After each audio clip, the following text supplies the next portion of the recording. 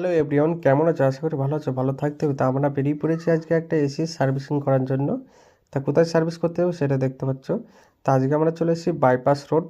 একদম বাইপাসে মোড়টা ঘুরছি, ডান দিকে চলে গেলাম, ডান দিকে যাবার বাঁ দিকে ঘুরে গেলাম। ঠিক আছে, এইবার চলে এসেছি টিভিএস শোরুম। শোরুমে ঢুকে পড়লাম, গেট খুলে এসিটাকে দেখলাম, এত অবস্থা খারাপ, মানে জঘন্য অবস্থা, মানে কি বলবো। মানে এতটা ময়লা পড়েছিল, সাইড থেকে জল পড়ছে, দেখছো, হাতে করে ডলছি আর কত ময়লা, দেখো দেখো গিজগিজ করছে কাটা। সেটাকে ভালো করে, ওই দেখো ব্লোরটা দেখো একদম জাম হয়ে গেছে, হাওয়াটা দেবে কি। আর ব্লোরটা এত করে পেনে খুঁজে খুঁজে পেনটাকে, ব্লোরটাকে ভেঙে দিয়েছে। ঠিক আছে, তো সেটাকে খোলা যাক। খুলে খুব সুন্দরভাবে যত্ন সহকারে কাজটা করবো। আর দেখো জল ছড়ছে সাইড দিয়ে। এটা হচ্ছে মেন প্রবলেম হচ্ছে জলটা বন্ধ হচ্ছে না, দেখো জল পড়ছে। সেটাকে খুব সুন্দরভাবে যত্ন সহকারে করে নিলাম।